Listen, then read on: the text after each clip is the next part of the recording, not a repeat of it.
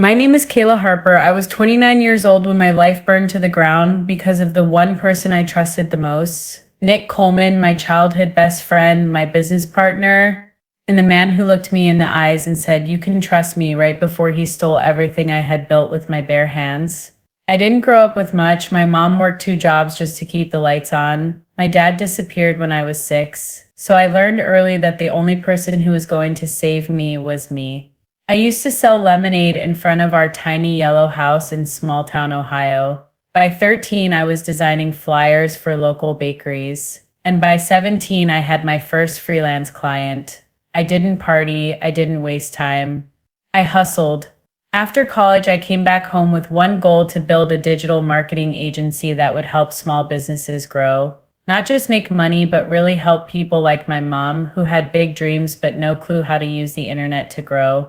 Nick was the first person I called when I came back. We had been best friends since grade school. He had charm, confidence, and everyone liked him.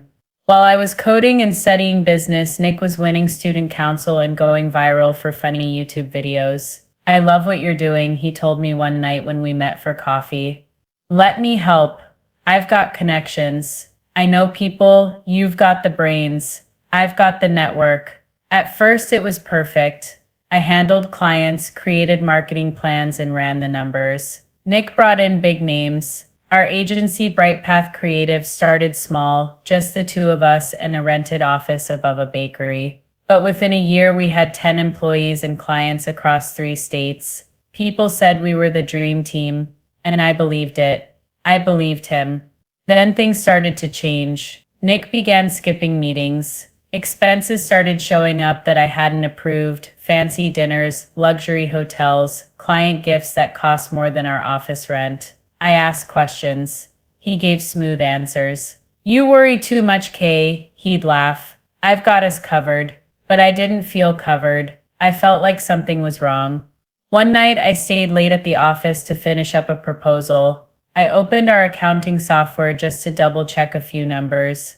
And that's when I saw it.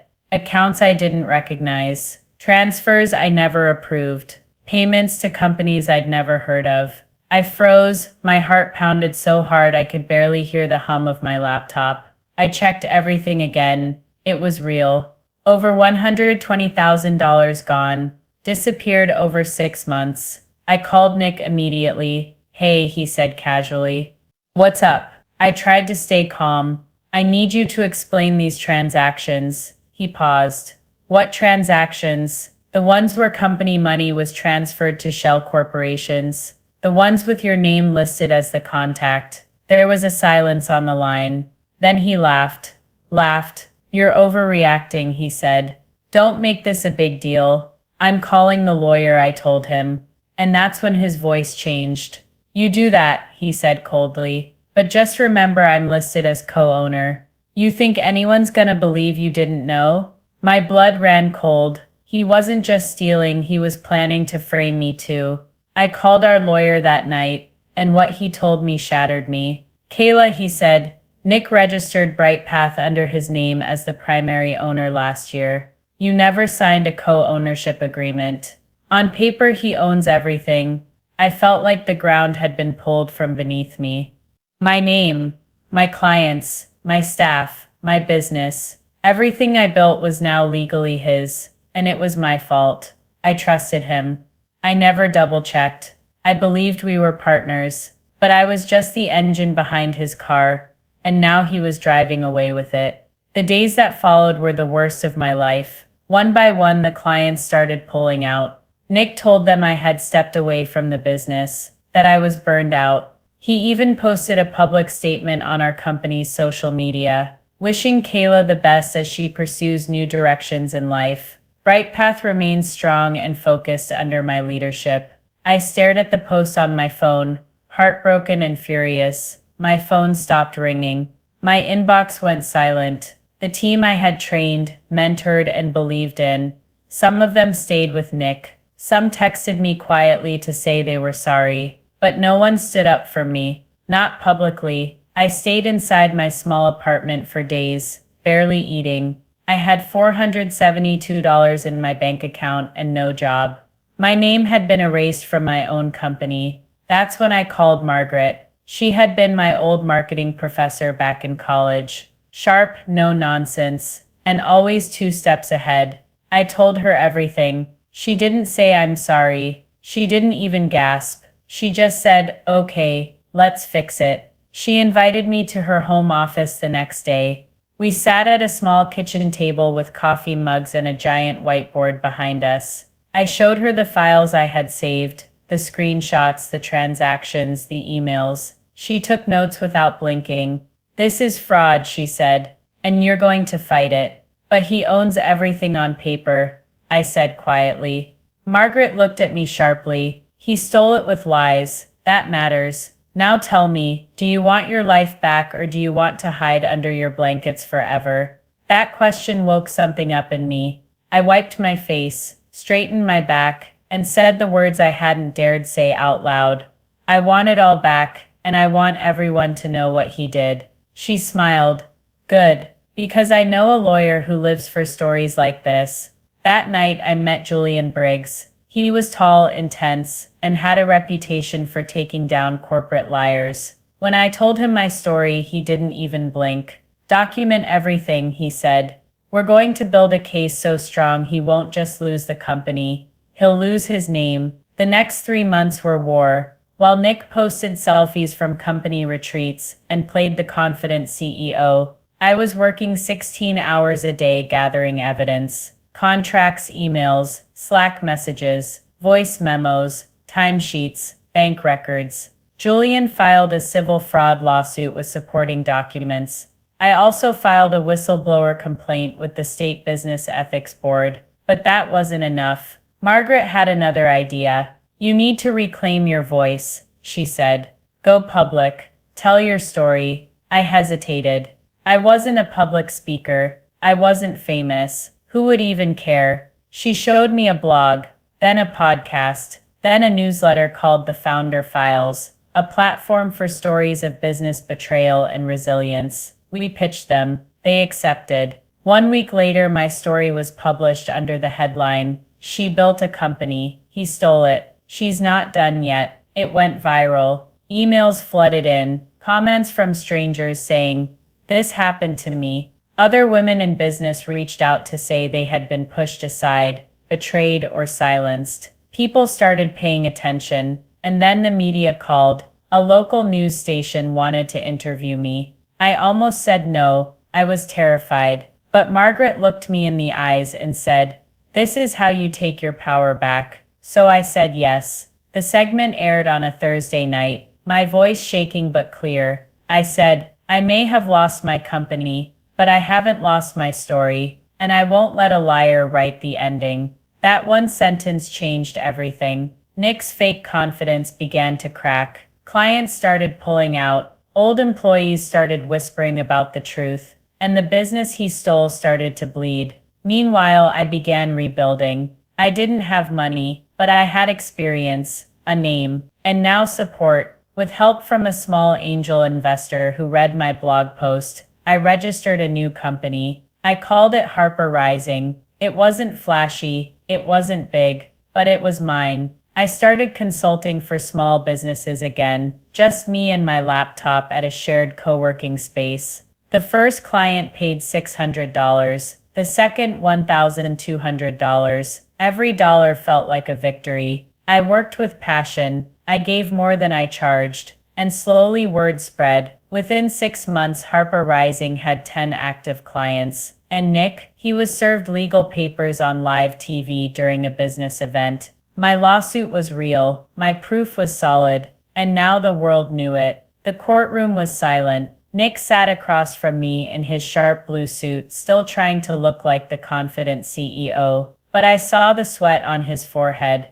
I saw the papers shaking in his hand. I saw the guilt. It had been almost a year since he stole everything. Now he was facing me in court. And this time I wasn't alone. Julian, my lawyer, stood beside me like a soldier. On the bench, Judge Morales looked serious. The room was filled with lawyers, reporters, and a few old clients who had come to support me. The case was simple. Prove Nick committed fraud, show the money trail, and make it clear I had built the company from the ground up. Julian stood and began the opening. Your Honor, he said, this is not just a case about money, it's about trust. My client, Kayla Harper, built Bright Path Creative with her own two hands. Mr. Coleman used friendship as a weapon. He signed documents behind her back. He moved money into fake accounts, and he tried to erase her from her own story. Then he turned to the jury. But Kayla didn't disappear. She stood up, and today we ask that you stand with her. The trial lasted 3 full days. Nick's lawyer tried to spin the story. She wasn't organized, he claimed. She let things slide.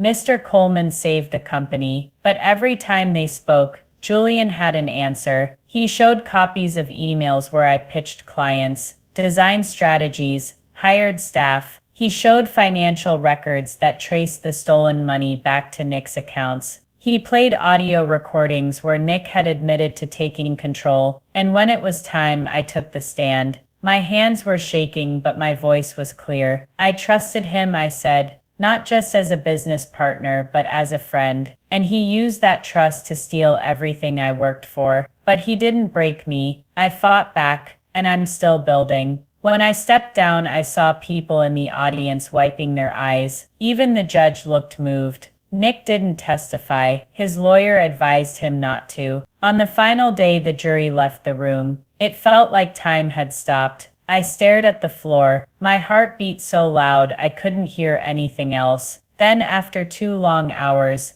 the jury returned. A woman in a gray suit stood up and read the verdict. We find in favor of the plaintiff. The court awards Kayla Harper damages of $420,000 and full transfer of all intellectual property and trademarks associated with Bright Path Creative. I didn't breathe for a moment. Then Julian leaned toward me and whispered, "You won." The courtroom erupted. Margaret was there. She cried. Julian smiled for the first time in weeks. And me? I just sat there, quiet, feeling every ounce of the weight lift off my chest. Nick walked out of the room, his face red with anger and shame, but I didn't watch him go. He was no longer part of my story. That night, I stood in front of my laptop and updated the Harper Rising website. Under our story, I added a new sentence. We are proof that no one can steal what was truly yours, not your dream, not your vision,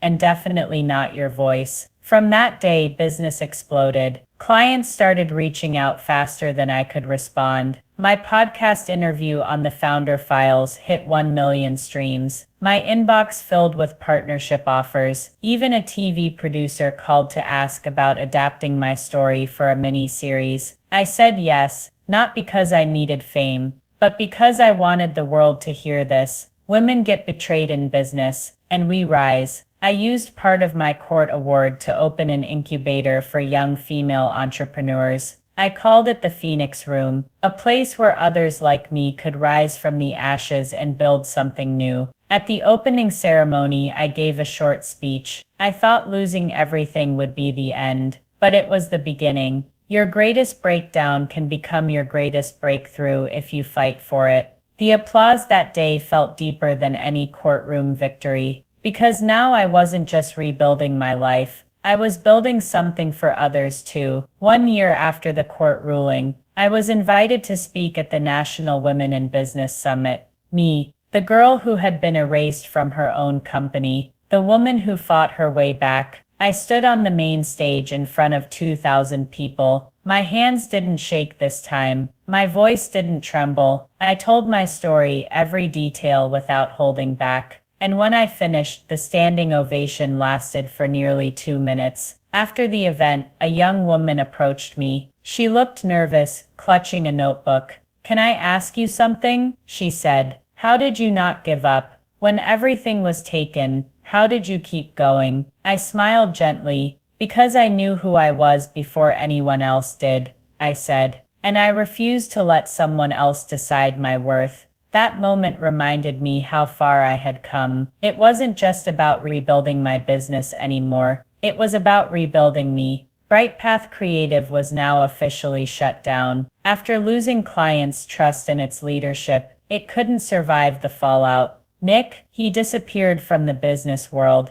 His name became a warning. His story a cautionary tale. He sent me an email once, no subject, just one line. I didn't think you'd actually win. I never replied, because I didn't need to. I had already answered him, with every success, every speech, every young entrepreneur who walked into the Phoenix room, holding a dream in their hands, and most of all with my peace. My mom called after seeing my story on the news. We hadn't spoken much in years. I'm sorry, she said, for not believing you could do it on your own. I didn't do it on my own. I replied, I did it with people who saw me, really saw me. She didn't argue. We're still rebuilding our relationship, slowly, but this time on my terms. Margaret became more than a mentor. She became like family. Julian now represents several women I referred who went through similar betrayals. Zoe, my old roommate, is now the head of community outreach at the Phoenix Room. And me? I'm building again. This time I own every piece of it. No hidden contracts, no stolen names, just truth, and something even more powerful, belief. Belief in myself. Belief that what was once broken could be stronger than ever. Belief that sometimes being underestimated is the greatest gift. Because when the world says you can't, and you prove that you can, it changes you forever. I now speak at universities, mentor young women, and advise startups. Harper Rising has grown to a team of 35 people. We work with nonprofits, minority-owned businesses, and young founders with big ideas, but no funding. Every time someone asks me, how did you do it? I say the same thing. I didn't wait for a door. I built my own. And when I walk through that door now, I hold it open for the next person behind me. Because success isn't just about what you build, it's about who you become. And I became someone no one can erase again. Thank you for listening to my story. If you've ever felt betrayed, invisible, or powerless, I want you to know something. You are not alone, you are not broken, and you are not finished. This is just the beginning.